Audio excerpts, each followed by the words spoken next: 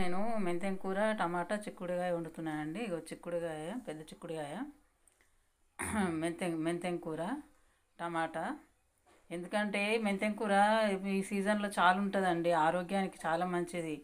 ఎంత వీలుంటే అంత మంచిగా అన్ని కూరలలో కూడా వేసుకోండి, మంచిగా ఆరోగ్యానికి మంచిది. ఇప్పుడు అగ్వ ఉంటుంది కాబట్టి మనకి ఈ సీజన్లో చాలా దొరుకుతుంది మెంతెం కూర.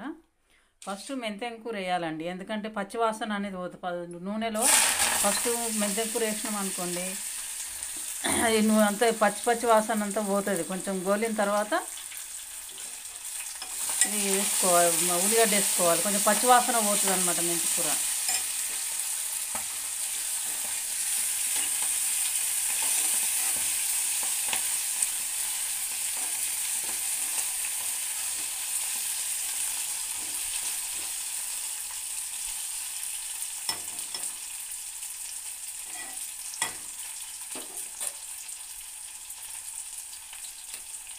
ఎందుకంటే మెంతెం కూర చాలా ఆరోగ్యానికి మంచిదండి. మనకు ఎక్కువ ఈ సీజన్లోనే చాలా దొరుకుతుంది, తక్కువ రేటు ఉంటుంది. కాబట్టి మీకు ఎంత వీలైతే అంత మెంతి కూర తినండి, అంత మంచిది హెల్త్కి.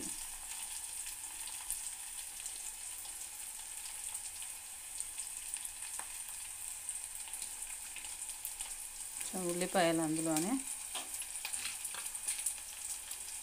వాసన వస్తుంటుంది చూడండి. ఆ మెంతెం కూర కొంచెం అందులో నూనెలో వేగిన తర్వాత మంచి వాసన వస్తుంటుంది. మీరు వేసి చూడండి ఒకసారి, మీకే తెలుస్తుంది ఆ స్మెల్.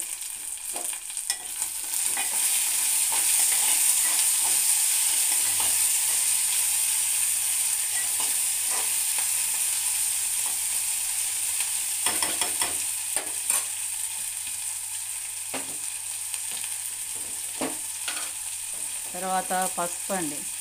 పసుపు కూడా నేను కూరలలో కొంచెం ఎక్కువనే వేస్తానండి. అందరు చిటికెడు వేయాలని అంటారు, కానీ ఎంత ఎక్కువ వేస్తే మనకు అంత హెల్త్కు మంచిది. ఎందుకంటే లోపల ఏదన్నా మన ఏమంటారు షుగర్ లాంటివి కానీ ఏదన్నా ఇంకేమన్నా హెల్త్ ఇష్యూస్ ఉన్నా కానీ వాటిని అరిగట్టే శక్తి ఆ పసుపు గుణానికి ఉన్నదండి. అది యాంటీబయాటిక్స్ కాబట్టి అది మంచిగా పనిచేస్తుంది పసుపు.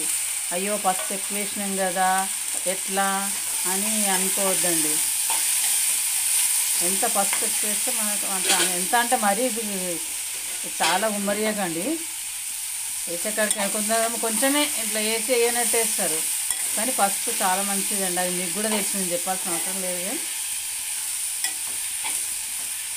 కొంతమందికి తెలుసు, కొంతమంది తెలియదు కాబట్టి చెప్పాను.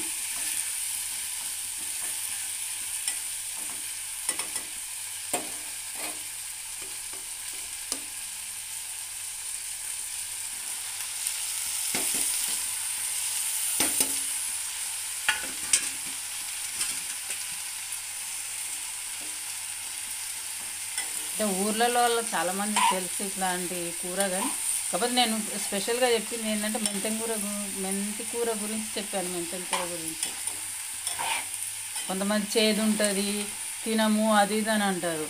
అందుకే ఫస్ట్ మనం నూనెలో వేయించినాం అనుకోండి, చేదు పోతుంది, కొంచెం పచ్చితనం అనేది కూర యొక్క పచ్చితనం పోతుంది, పచ్చిగా ఉండదు, అందులో కొంచెం మాడినట్టు అవుతుంది, మనకు కూడా బాగుంటుంది.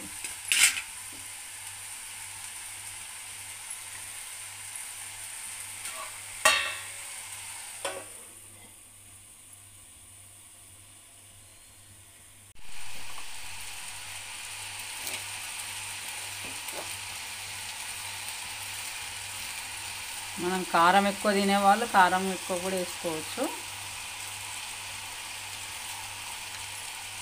తక్కువ తినేవాళ్ళు తక్కువ వేసుకుంటారు.